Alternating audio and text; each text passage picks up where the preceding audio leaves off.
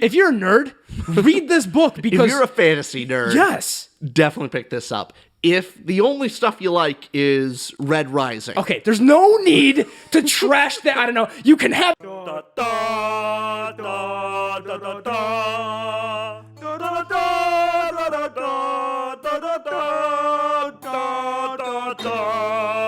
Welcome everyone to the Ramble podcast, and my name is Richard. My name is Austin. And today we're talking about the book Piranesi by Susanna Clarke, and my God, guys, this book got me. We're cutting right to it. Screw the spoiler-free.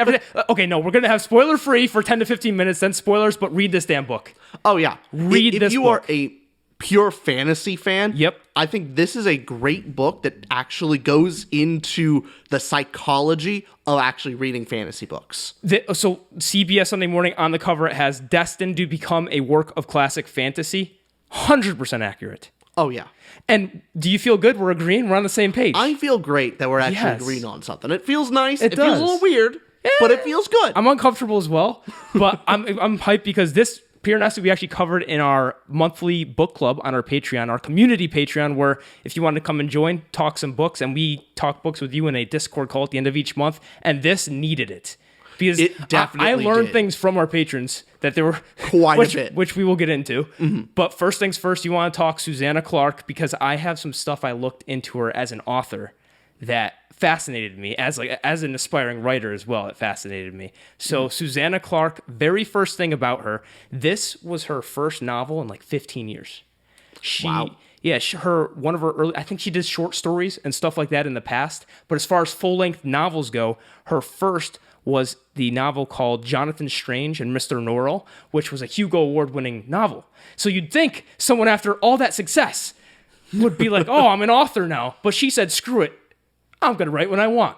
And I'm here for it. So make it high in demand. And so Susanna Clarke, in a way, reminds me of you a little bit. I don't like where this is going. I was going to make a compliment of I feel like you're the kind of guy, you're doing YouTube and this podcast thing because you're forced to. If you decided, I feel like you'd come out with a banger video every 15 years. I'd look forward to it. There we go. I do appreciate those people. Okay, I don't know if you guys know the YouTuber Code Bullet, but he is exactly like that. I don't know who that is. He makes some great videos. I love his stuff, but he comes out with a video every 6 months. It just is whenever it happens. It comes out. It's a banger. Honestly, that's what Mr. Beast is starting to do, where it's not that late and delayed between videos, but he does once a month now, where he used to kind of do weekly and more so, but now he spends millions of dollars into one video. Seems like Susanna Clarke said, hey, I'm going to take my time with this one. So it's the opposite of the author to Kill a Mockingbird. Yeah. She just wrote the one and it won all these awards. Everyone's reading it. It's the instant classic. And she went, yeah, I'm never going to top that. And stopped. That was a side quest. That was I've accomplished author. Now, I know you're not big into sports ball, but you know who Jokic is? Jokic? Yeah, basketball player. No. Okay. I know LeBron. So any sports balls people out there, but Jokic him and his team won the title, the NBA title, this last time around, and memes everywhere. And you could see his reactions of he could care less. He just went back home to, I think it's Serbia, don't quote me on that. He just went back home to Serbia and rode horses and stuff and back with his family. He was done. He's he won the thing and went good. So you remind me of him as well. So you're saying the minute we get 1 million subscribers, that's when I hang up the coat. Yes. And done. And we accomplished our dreams. I've accomplished. Time to go home. And maybe this is something I can get from Susanna Clarke's writing. And I promise we're going to get deep into Piranesi, and still spoiler free, by the way, so you can still stick around for that. But she has a writing technique, a writing discipline, a way of writing that is called the Pomodoro technique. And I've heard of it. You have? Okay, yeah. Yes. It's a standard studying technique, but I would love for you to explain for people who don't know. Oh, yes. I didn't know you knew this, because Pomodoro is, in Italian, Pomodoro means tomato. Mm-hmm. So it came from this tomato clock that this guy created, and basically you work in 25-minute intervals. So she write for 25-minute intervals, then take a 5 to 10-minute break. Then write again for 25 minutes, take a 5 to 10-minute break. Repeat that 4 times, so 4 total times, and then you take a longer half-hour break. and that's how you get your work done. So you have those breaks here and there. And to write this book, she said she would write at max 3 hours in a day. She's using this technique, and that's how she can get something done, which is interesting way to do it, and maybe could help fellow writers out there. I thought it was a pretty fascinating thing. Well, the proof's in the pudding, Austin. I'm looking forward to seeing your book on this table. Mine's called the ketchup technique because I smashed that tomato and I failed. So that's the best I have. But other things with Susanna Clarke, just a quick inspiration. It's called Piranesi because there is an artist named Giovanni Bautista Piranesi. If you're watching a video, I'll put a painting up there of his stuff. So he painted these labyrinths and prisons and so forth, and that's why Piranesi, the main character, is named Piranesi. Ah, okay. Which I think it's pronounced Piranesi, but we never pronounce anything correctly. Now at this point, we're not going to change now. But other brief things, there's Jorge Luis Borges. I butchered that. That was one of her inspirations, and also Ursula K. Le Guin, who wrote the Earthsea. I think the second book in that explored labyrinths, but she has a lot of inspirations, including C.S. Lewis and all that. So what do you think of Susanna Clarke based on all that information? I'll be honest, the one piece of information I do know about this book that I found fascinating, which makes complete sense for this novel, is when she was writing this book, she was stuck inside due to more health-related complications, so she couldn't actually leave the house, and she was stuck inside all the time for how long? I think it was at least over a year. I have down it didn't have a time, but in an interview she said that. She said she was confined to her house, plus like she could walk her neighborhood. That was really it, because she was ill. And so this book kind of came out of that mind frame and that state of mind, which makes perfect sense when you read the book. Yep. And want to give our spoiler-free summary and review here before we give our rating, our very, our Rambler anticipated rating. How would you explain this book spoiler-free to the fellow person watching saying, should I read this book? The best way I think I can explain it is this book follows a character named Piranesi, and you are reading his journal entries while in a mysterious realm. And you as the reader are trying to put together the pieces on why is he there? What is this place? Who are enemies? Who are friends? And ultimately, while you're trying to put the pieces together, so is the main character. And I think it has a lot... The entire world itself is a sense of huge scale.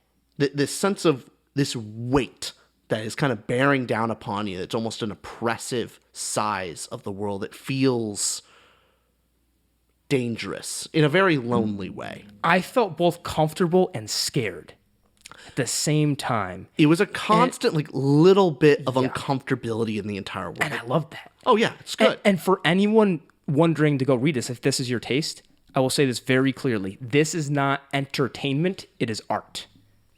It is not a book that you're going to read for that high action or page-turning narrative. This is a mystery, and the best words to describe it, I've seen this on, this is on the book cover and other things, but the words enchanting, spellbinding, Piranesi is that. Piranesi is enchanting, spellbinding. You will feel like you've left this world. And if you are up for those kind of artistic, philosophical, deep thinking, a book you will be left with. You will think about it long after. We read this, I think, a week ago, and I've been wanting to talk about this book with just everybody.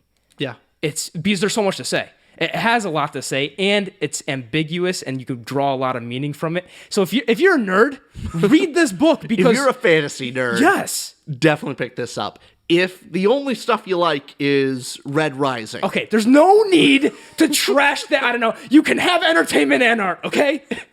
I'm just saying, if you find yourself you only read Red Rising and you do that over and over again, that's all you read, maybe it's not the book for you, but maybe you should try. As much as I hate that you said that, you are right. There's one of our patrons, Jangle, who only likes entertainment. If you only are there to watch your Top Gun Mavericks, which is a great film, this is not a Top Gun Maverick. If you're there to, it's a slow burn. It's a thinker. This is like if a book had an Oscar bait kind of scenario. You know those Oscar films that just go for the artsy big message. This is it, and it's great. Yeah, fair enough. Okay, so I'm excited to hear this because my rating has changed since last time we discussed. What is your out of 10 Richard Rambler rating? By the way, the alliteration on that's great. Richard Rambler rating. It's pretty like they nice. made for it. Well, the Richard Rambler rating for Piranesi by Susanna Clarke is an 8.55 out of 10. That's a great Richard score. That's a great score. That's really great. It's a fantastic. Like, oof! I have a lot of praise to be given. I gave it, and last time you remember what my score was lower than this, but still very high. I came down to a 9.1 out of 10. This broke the 9 for me and is an excellent book. Piranesi is an excellent book, and I will even go as far to say this. In our Q&A last week, I mentioned how I never just reread things or rewatch things. I may reread this. Like, soon. Yeah. I may, because it is one of those books that you make theories by the end of it. It's almost like watching the film, what's M. Night Shyamalan, I see dead people. Oh my God. What the hell's the film's name? Oh, we're terrible with names and places and things. I see. Sixth Sense. Okay. It's like you watch The Sixth Sense once, and then you have to watch it once more. Yeah. Because that's the point of it. I feel like Piranesi is one of those books. You'll get something from it again. I see that. It's also short enough that it's a reread is okay. Yes. And that's another big thing for the pitch. If you are wondering if you should read this, you can read this in a day. In a couple, maybe. That's what I did. I read it like in 4 or 5 hours, right? It's just real quick. And Rich, I'll say this. I'll give you one last chance to disagree with my high rating. you don't want to undercut it in any way, shape, or form? I don't know. It's just to break that 9 is very hard for me. I don't have too many books that do that. Mm-hmm. In many ways, this book falls in the similar line as Small Gods to me. Like, Small Gods is excellent. It is. Yeah. It is excellent. It's just that tiny bit of excellence more. Okay. In a way, like, I just enjoyed myself probably more often. I smiled more. It was a more enjoyable throughout, and also made me think as well. So this book, like, it's only like half a point off. It's very small, but I know where my ranking sits, but I still really love this book. Okay. So there's going to be almost no complaints this episode. And just to give the other part, so don't just listen to Richard and I. Mm-hmm. So here's what other people have been saying about the book. So, for example, this book was the 3rd place finalist in the Hugo Awards in 2021, I believe. It came out in 2020. And it won the Women's Prize for Fiction and is a 4.23 on Goodreads. A good score. All good scores. A good score on a bad site. Yeah, until the Rambler site comes up. Until the Rambler site. And I want to give also some other perspective what some of our patrons said, because gives you that perspective. For example, Shri Shri, who had a lot of insight, is great. Okay, we'll mention. Changed my whole perspective on this book. I just got to give Shri Shri credit. Like, give him his flowers. Oh my God, he saw this book through a new lens that completely changed my perspective, and I gotta appreciate it. I got to give him that credit. And great points. He had this to say as well, that although he loved this book, he has a hard time recommending it to someone else, and I couldn't agree more. As much as we're saying read this, with the emphasis of it's not entertaining, and I'm not saying that as a negative connotation. It's not your casual reader, casual fantasy fan. Like, if you're trying to get your friend into reading fantasy, this is not it. This is not where you start. This is incredibly unique, and we love it for that. Mm-hmm. So he had that to say. Then I have to say this quote from Breadsticks. It was just a great quote.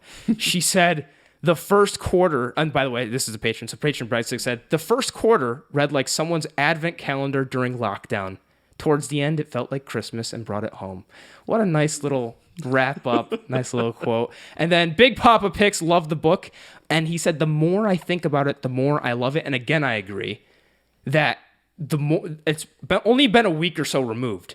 But every day that passes, I'm thinking about it more and more and more.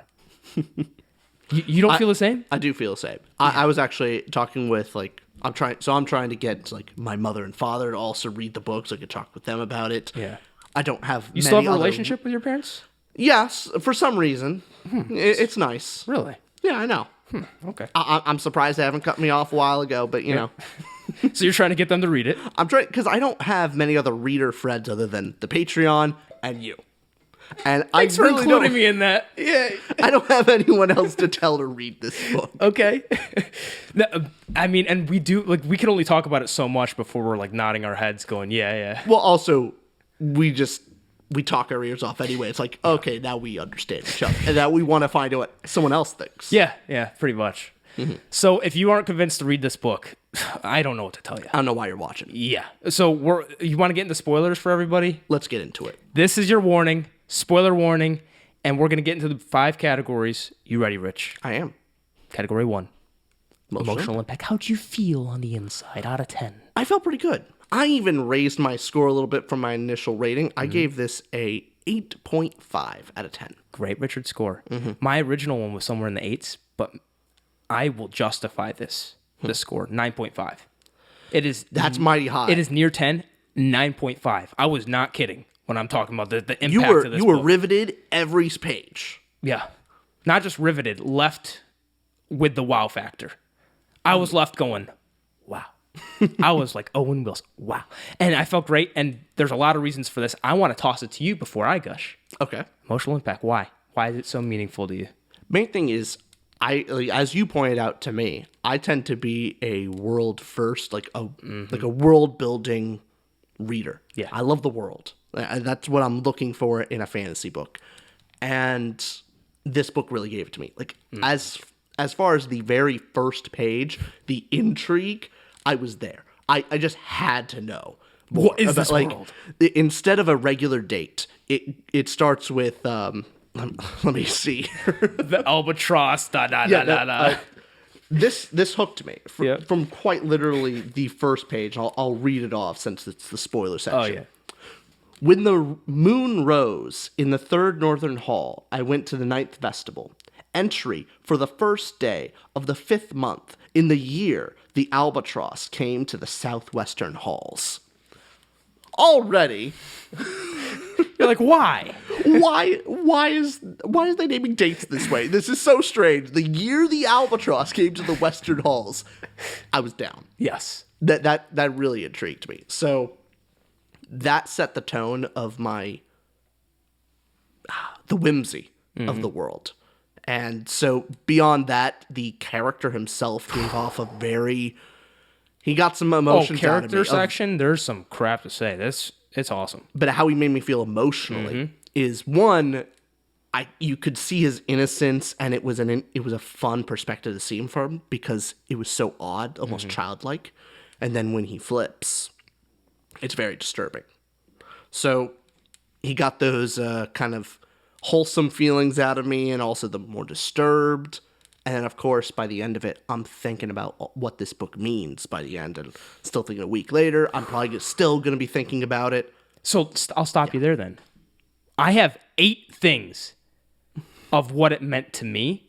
Wow. What did it mean to you? Like, what did you get out of this? And I'm sure you're going to cover some of the ones on this list here. Yeah. Well, what's one of the so emotional impact wise? You got a message from this story. What's the main message that stuck with you? Because honestly, another thing to say, sorry, I'm prefacing this way too much, but I'm prefacing this because I've checked videos out there of theories, what people got from this, and it's almost hard to find 2 people that think the exact same thing about this book. Wow. So what do you think about this book? I'll be honest, Sri changed my mind. Okay. He completely changed my mind. Okay. He believed, and he saw that this book was a metaphor or an allegory for reading fantasy itself. So interesting. And that depending on where the main character, Piranesi, saw such joy and wonder out of it because he was going into the world willing to accept what the world was going to give to him. He wasn't looking to get something specific out of it. He was just there to explore and to just see what the world has. Versus the other character was looking for something specific. He was trying to gain its secrets and possess. Not just possess it, but he doesn't want what it has. He wants specifically something that he is imposing on the world. Yeah. And how when you read books, for my personal feelings, what you could do next time is when I say possess it, you could say not just possess it. You could say yes, possess it, and you could add on to what I'm saying rather than going no, not just that. This. Am I too negative on you? I just have a me to disagree. It's like you agreed with it. I'm just listening. I'm trying to pay more attention to linguistics here because, Piranesi has me inspired.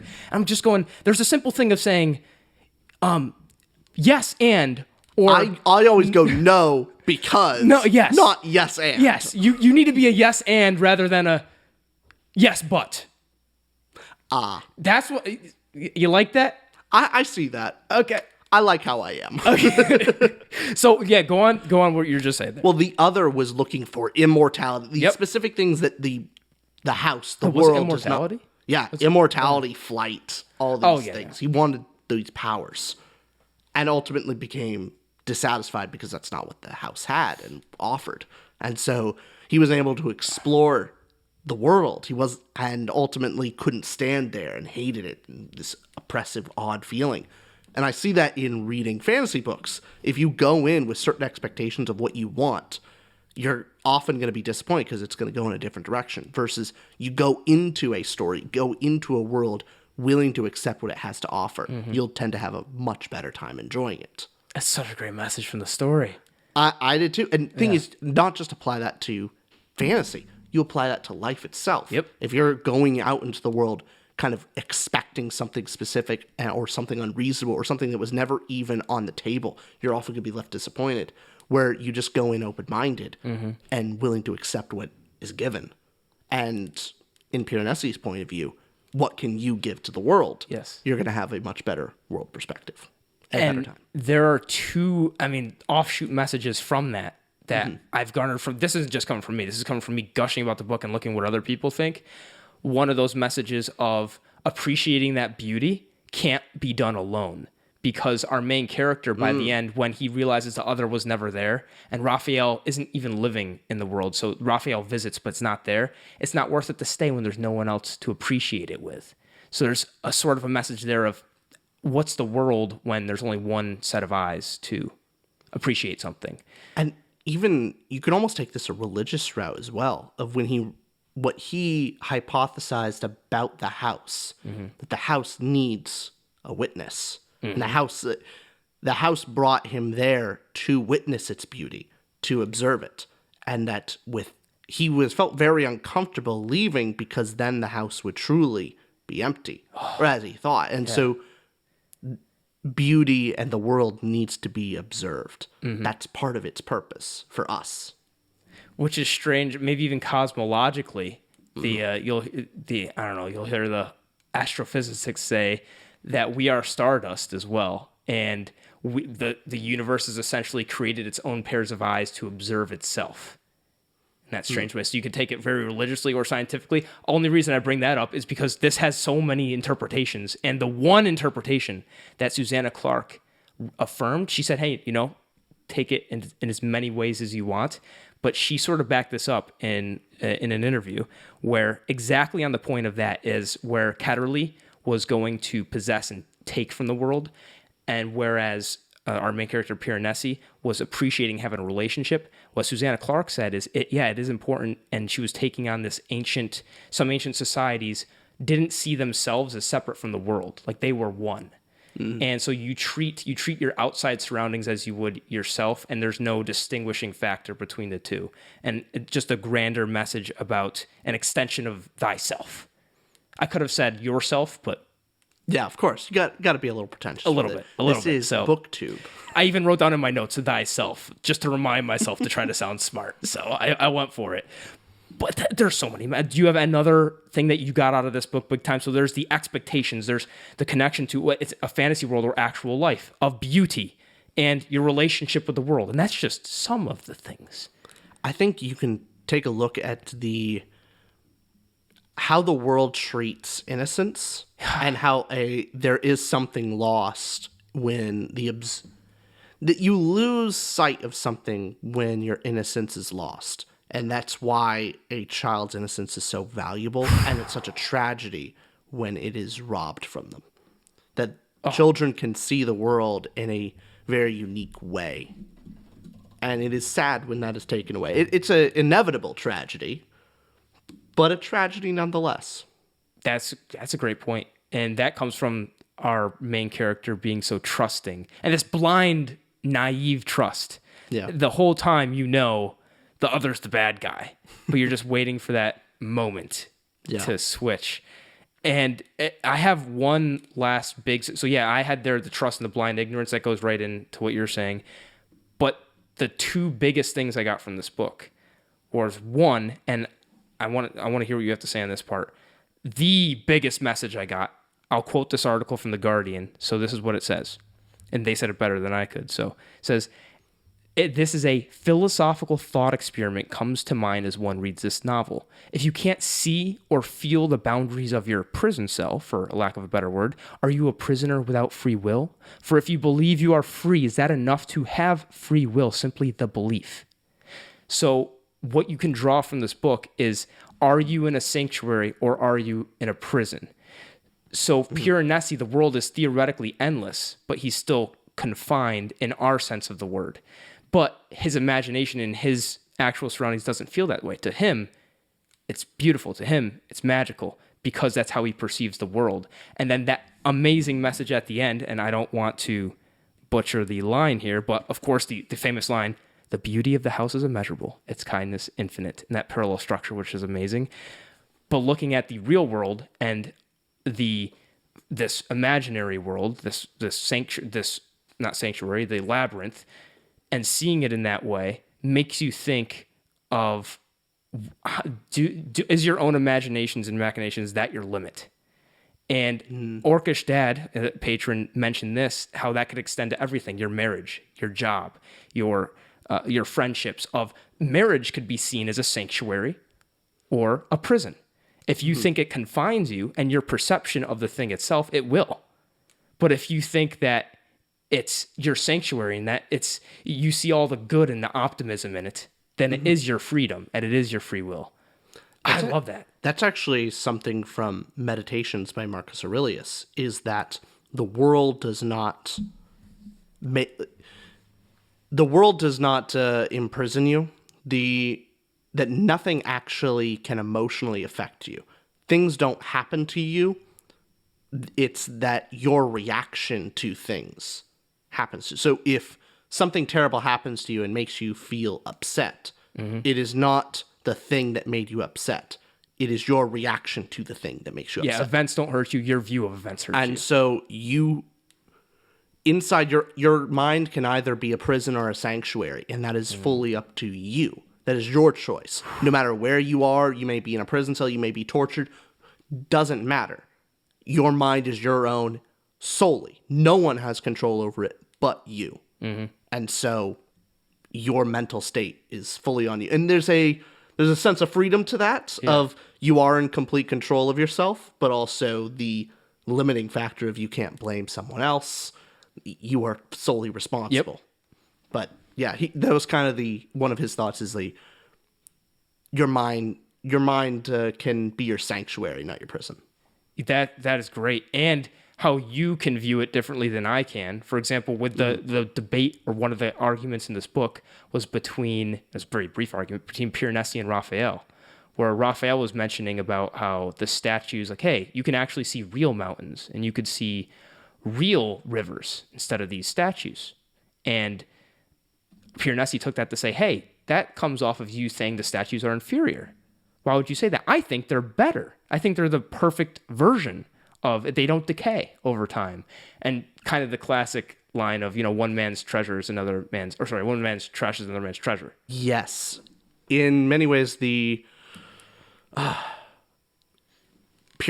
saw through his mind of a innocent child, he saw change as kind of scary.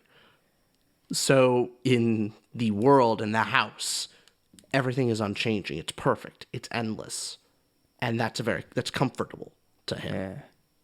And so that is the innocence of a child, but also the insecurity of a child. And so, an adult grows up and realizes that things change, and that's okay. Sometimes it could be scary, sometimes it's bad, but eventually things do change. And there's that child's perspective, and also there's a whole metaphor here about mental illness. And I've seen some theories about the actual labyrinth itself being imaginary. Some people take it as a literal labyrinth, or some people take it as this cultist organization, and he was tortured and trapped, and his way of escaping was creating this fictional world in his head, which not everyone might like that interpretation. It could be more of a metaphor than a literal form of what the book's trying to go for. But there's so much to grab from it. Clearly, that's why I had this at a 9.5, is there's so many important things to say that you can grab from this that I will think about deeply for a long time. Yeah. I think we should move on to characters. Characters, and this is an important one. What'd you give characters out of 10? I gave characters an 8.25 out of 10. I give it 9. Excellent. Yeah. Freaking excellent. You know what character I thought more of as time went on, I thought really positively. Raphael. Very small character, but I think really came off across the page. It's really unique. Go on, AOI. Just the fact that this detective was willing to go into this kind of imaginary world to find him, the amount that she really tried to help Piranesi, and then also by the end wasn't forceful in pushing him out, but was willing to work with him and negotiate, reach on his level.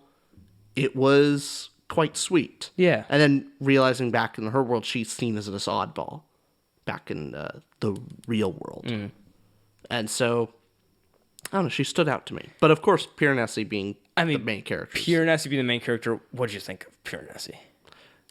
It was very disturbing when he went 180 on the other. That's interesting because I didn't find it disturbing. Really? Yeah. Why not? So you're talking about the moment when, kind of had that monologue against the other. Yeah. And I have the monologue here. I'll say it more in the dialogue prose section. I'll save it for that. But I took this main character as awkward, naive, impressionable, and not in a negative way. I don't ever mean this term in a negative way, but autistic to a certain extent. Of very meticulous about journal entries and mentioning the albatross, and also the way he interacted with others and having this very matter-of-fact punctuation, and had a routine and had the clock, and so had a lot of things that was very meticulous and particular. And I don't know if that's the right term to say, I don't know if that's the right medical term or whatever it might be, but had this very lovable character. And there was so much good about this character, but at the same time, the flaw, because you always look for a flaw in a character. The flaw here would be that Piranesi was a little bit conceited in some ways. That Piranesi knew everything about the house. Like this was, had all this grand knowledge about the house, but at the same time was so lovable. So you had this little mix, and that fire at the end you're talking about where it took that 180, I didn't see it as more disturbing. I saw it as, almost naively funny, because the way he was describing he was going to, he said out loud the villain one-liner he was going to say when he defeated the other, like, oh yeah, now you're going to have enough water, that kind of thing, where it was almost his imagination of what it would be like to take down the other. By disturbing, I think it really put into context the previous character that you're following as this kind of really wholesome, innocent person, and that twist when he's talked about how he's going to kill the other really kind of made me go, oh, this person's a little actually needs help. There's something off. There's something off with him. Not just, it just made the consequences of his imprisonment in the house a bit more clear. It contextualized this not being just pure happy and fantasy, but something really tragic has happened to this character, and this wholesome, innocent face is not everything that he is. It's exploring that clear split personality by the end as well. Mm-hmm. So maybe I'm just thinking of the word. Say the word you're saying. It seemed disturbing.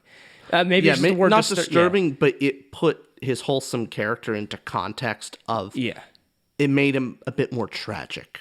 Yeah, I'd say that. I'd say more tragic. Yes, yes, because I will say this again in dialogue prose when we get there, but this is Piranesi single-handedly has the best character voice I think I've ever read of anything. This is the most perfect character voice. I deeply understand who this is. Every line, I'm like, yes, this is Piranesi. This is what Piranesi would say. And I'll go more into that in dialogue prose. But did you feel the same, that it was written in that way, that Piranesi just exuded who Piranesi was?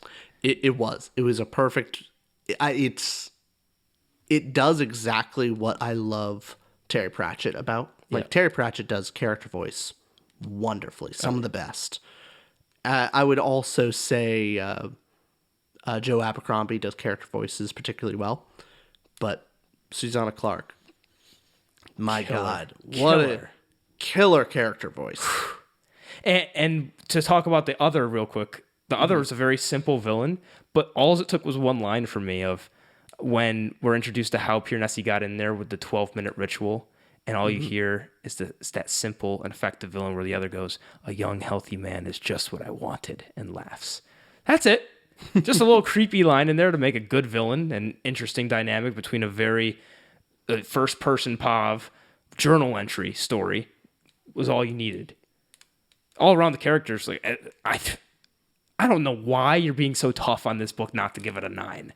I'm 0.75. That's significant. That's significant, okay? See, here's the thing. The other himself, I really enjoyed, but the other isn't Gollum.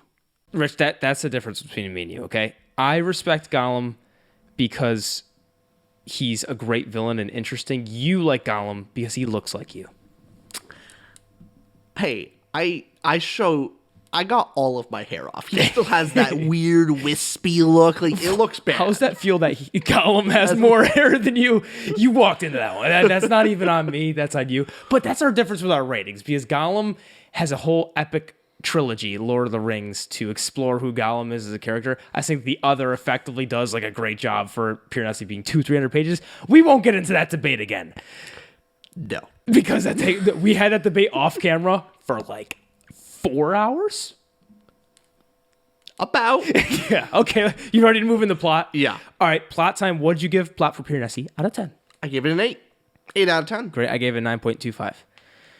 It's very high. Excellent, very high plot. And why was it the more underwhelming part of the book for you? Is that one of your lower ratings? Yeah, it's the lowest score I have. Why is Though, that? to be fair, it's lowest by 0.5. It's still an 8. It's still an 8, but Like, didn't wow really you? good. Or Probably it could tie the beginning a little bit. So I enjoyed it, but it spends a lot of time in the beginning just having you sit in the world, and not a lot. It doesn't really get to the conclusion. It's a very slow burn, and I can understand why people would stop reading after about half the book. Like, they get to a certain point, they'll be like, I'm gonna put it down. And so maybe it could be tied in there where it will be succinct. So, like, Small Gods is one of those things of it was very thought-provoking, all of it, but it carried you from, like, page 1. It's a choice. By the end, I really liked it. But it is a choice that people are going to tune out by, like, 30 pages in. Some people are going to put it down. I'll give you that a book like this relies on its ending, relies on the payoff. Yeah. And if the payoff, like, it stunned me, gave it very high. But I also did find you still give it high, so it's not like we're disagreeing. It's just like you're comparing to other stories. The I get 9-10 would get the ending, but also carry you through the beginning. So that's sure. You got to do everything. But you did mention at the beginning how the very first line just enraptured you, and you were like, I need to know more. It intrigues me. Yeah. But I'm also thinking, oh, you're waiting for the people. I understand. I can get it. There's stuff that I particularly enjoy that not everyone enjoys, and I can understand that, like... But it's your rating. But I'm trying to be objective. So your 8 is like you're compensating for the public. The public scores influencing you. I just know what the 10 would have to be. And it doesn't, like, 10 not only reaches me, it's perfection. It's for everyone.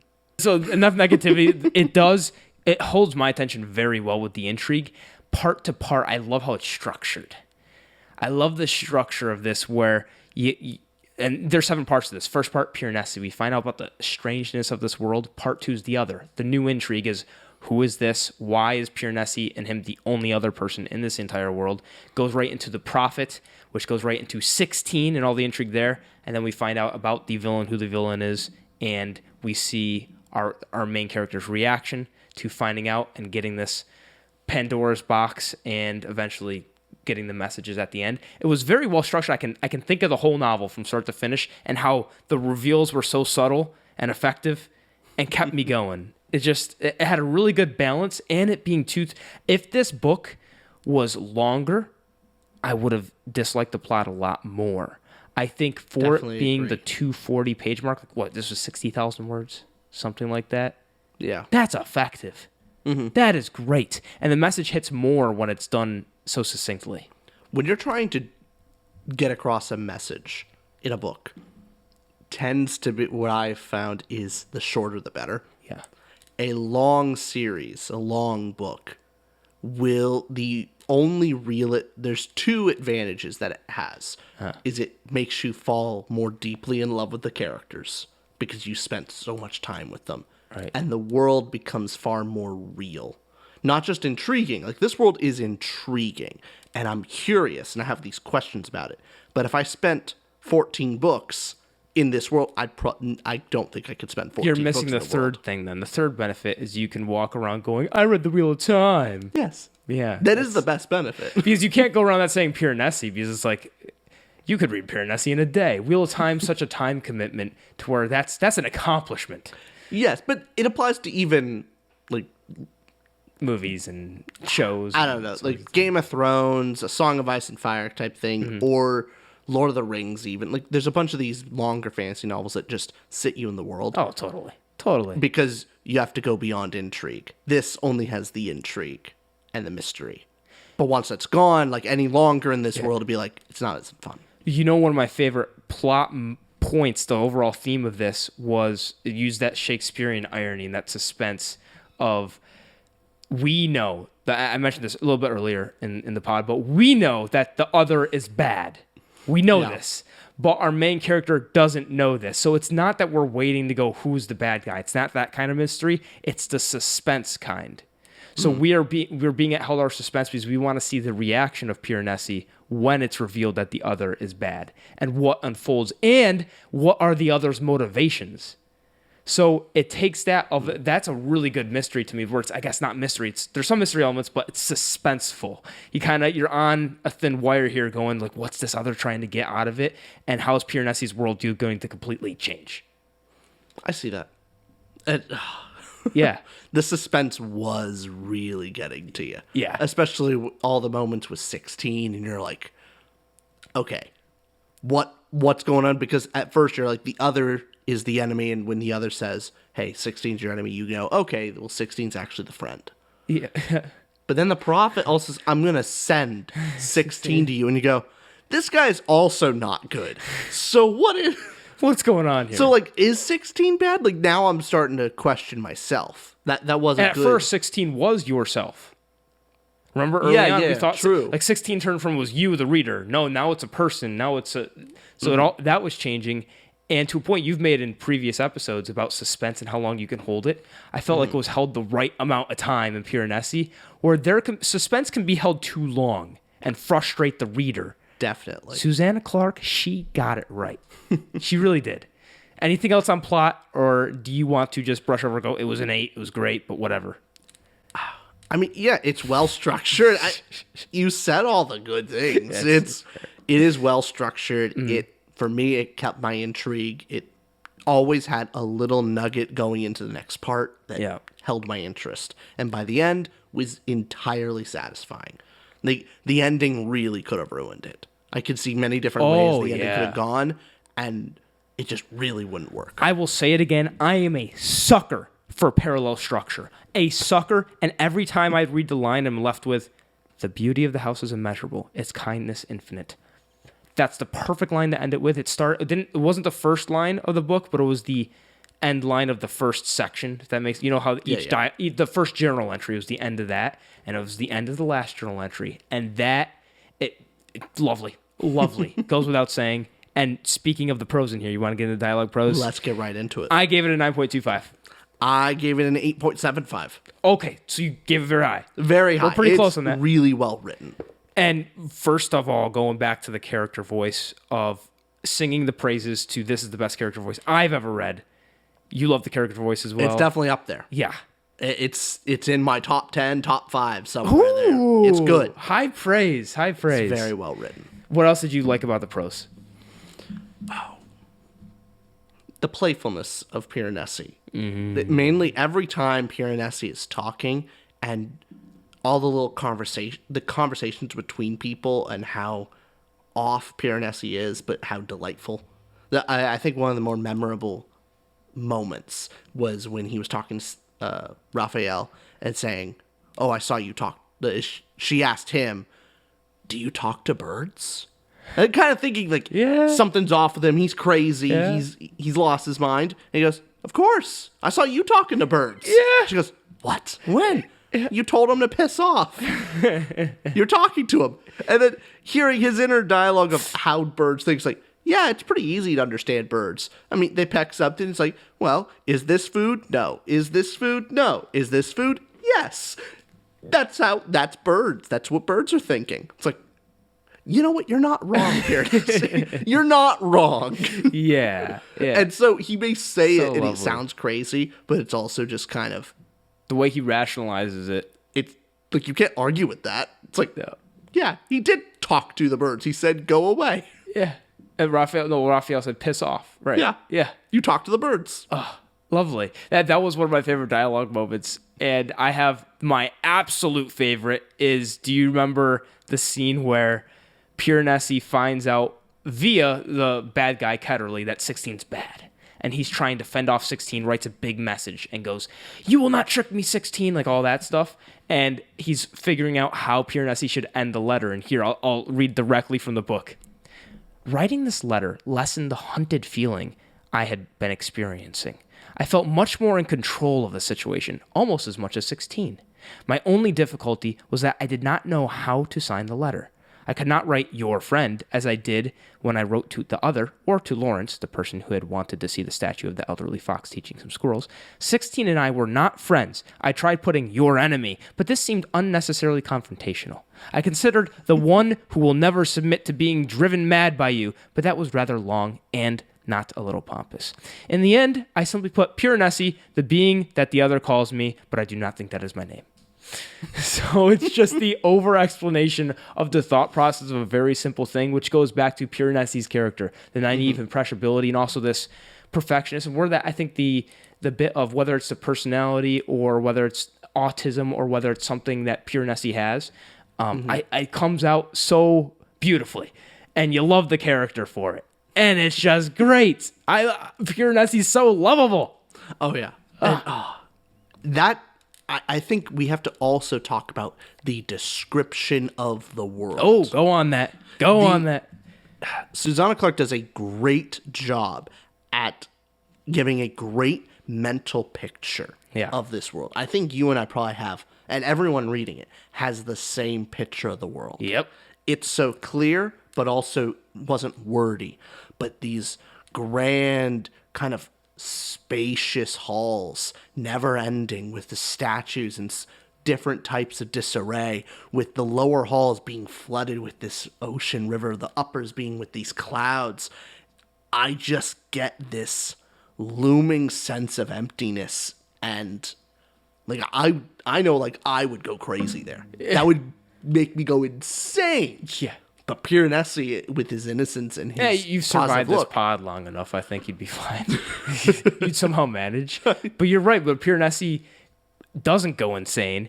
And with you said it, not me. I'm going off of what you said here. And this is something I will harp on to the end of my days, that simple prose can be profound.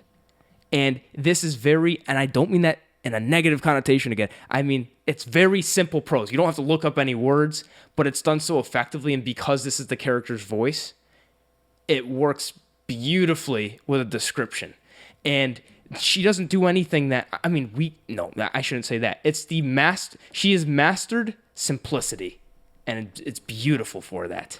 I do disagree with you on the definition of like simplicity, because I definitely put that in a connotation differently than you.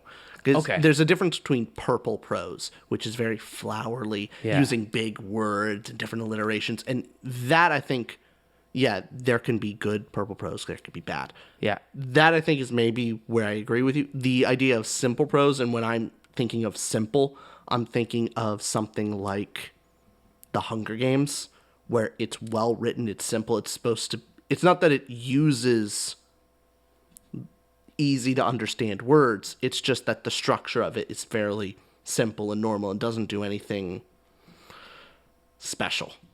It's just kind of normal. Oh yeah, this is That's special. that's my point. This is not purely simple prose. Okay, Simple prose doesn't mean using simple words. It's Okay. the technique of which they are used. Oh yeah, I agree with you. It's the technique is beautiful, masterful. All I mean by simple is that it is not poetic. It is Sure. not beautiful prose. So I'm just using simple as an opposite to like Complicated. poetic and complicated prose. I agree with you on. I think we both got the same thing from this. Yeah, because So I don't know how else I would describe whatever the word is that I'm the trying simple. to say. Sure. Yeah. Yeah. Here's another favorite moment, and this was mentioned earlier by you, but the trying to kill the other, planning to kill the other, is just written in such a lovable way. No, here's where you got the disturbing image as well, which here it Yeah. is. This is where Piranesi's planning it. But of course, the other has said that he will not be here on Thursday. He is never here on Thursdays. He will be safe in the other world. That does not matter. Anger makes me resourceful. On Tuesday, the other will come to meet me. It is our regular meeting day. I will snatch him and bind him with fishing nets. With these hands I will do it. I have 2 fishing nets. They are made of polymer and very strong. I shall bind him to the statues in the second southern western hall. For 2 days he will be bound. He will be in torment, knowing the flood is coming. Perhaps I will give him water to drink. Perhaps I will not. Perhaps I will say to him, soon you will have plenty of water. And on Thursday he will watch the tides pouring in through the doors, and he will scream and scream, and I will laugh and laugh. The way you said it is very different how I read it in my head. Oh, fair. That very because you have the context of this character who doesn't even want to hurt a fly. Yeah. And then going to the point of maybe like I will tie him up, maybe I'll give him water, maybe I won't. And that there was like a viciousness in him that you didn't really think possible, and then it's not that he is very kind, it is that he is lacking something. He is lacking a maturity, and it's very different. So that's the whole thing. That's why the context in my head was very different, that it put the kindness that he had, the wholesomeness, in a different light, where that's not just coming from a kind soul, that's coming from a very naive and really sad, like tragic soul. Yeah, I like the word tragic. It's a tragic way because it's almost as if he doesn't know enough about the world to be more.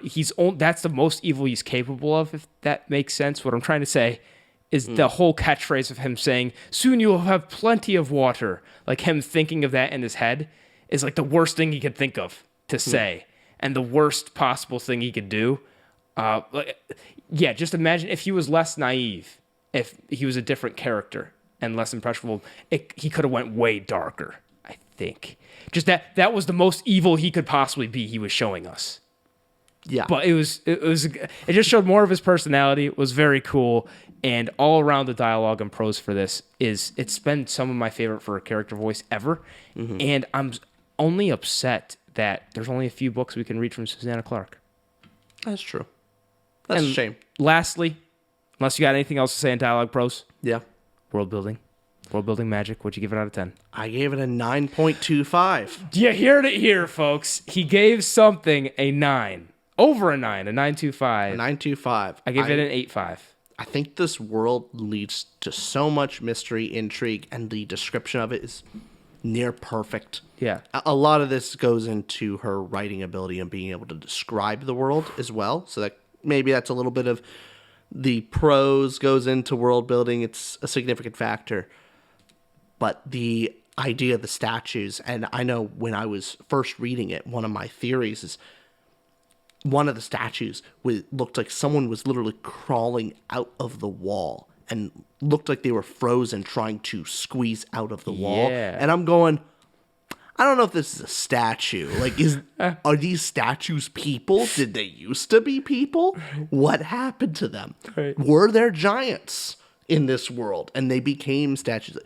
Will Piranesi become a statue? I got so many different questions on how it worked, the descriptions of them, the uniqueness. Wonderful. I love the birds. I love the albatross coming in is just a weird image of this kind of empty, hollow, quiet hallways.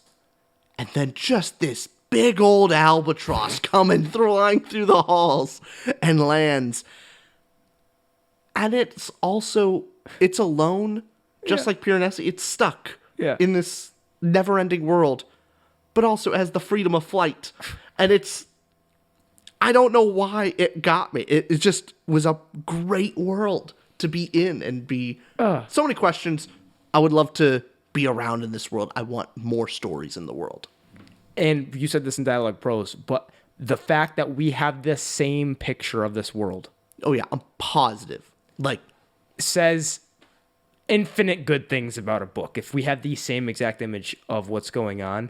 Mm-hmm. And you know what Susanna Clarke said about the birds and why they were the kind of meaning behind them? She didn't go into details, but she said the concept about birds are also a significant part, or at least a part of Jonathan Strange, her previous novel, is that she always found it fascinating that birds, where do they come from and where do they go? They fly. So I guess adding into the world that it's this endless house in space, like where do the birds go? Like, is there another part of the world? Just adds a level of intrigue of what. Yeah, I remember when I first heard of the ultra, I was going like, wait a minute, is there at some point an ocean there? Like, is there another group of people? Like, how far does this go? Where did this albatross come from? And you're right. Yeah. It did add another question to the world. I'm only right because Susanna Clarke said that. Usually I say very stupid things. But basically everything I've said, I looked some interviews up. I mean, there's very few with her, so it was tough to find some. But if you had to close this off, Piranesi, with a phrase and what it means to you going forward, what would you say? I think this is a book for readers. This is a book, if you consider yourself, like your hobby, your joy is reading books, and particularly fantasy books, this is a book for the fans. Oh, yeah. This is a book for all of you reading nerds out there. This is fun. If you're a casual fan, maybe you'll get there. Maybe one day you'll earn the right to read this book. But you're not there yet. You know who you are. You know. The best thing I could say about this book, I was so interested in its meanings and so forth. I found myself during this podcast episode actually trying to focus on the content rather than focus on making you feel insecure about yourself. I did feel that there was less hostility. There was less of me directing all of my insecurities at you, and I was going, let's actually talk about this book. I also felt energized during this podcast. Normally I'm like low energy Richard. Like, you bring the energy, I'm the straight man you bounce off the wall of. I get it. I know the dynamic. This was high energy Richard? Oh, God. This was high energy Richard. I was enjoying myself. We had fun. This is about as high energy as you're going to get me. Because this was a thinker. And what I want to hear the most, any commenters, if you agree with any of our theories, or I guess we just toss out a bunch of meanings from this book. Also, I would love to hear your guys' theories. If you've read this book, I want to read them down in the comments of what you thought this book meant, because that would be greatly fascinating. Also, if you're interested in talking with us about this book or future books to come. Yes. We are actually reading Neuromancer at the time of this video when it's posted. That's our next book club. So if you're interested in reading Neuromancer with us, you can click the Patreon link down below. Leave a like, comment, subscribe, and all that good stuff. Thanks for watching this one. This was a philosophical one. Let us know your theories. Bye, everybody. Bye, y'all.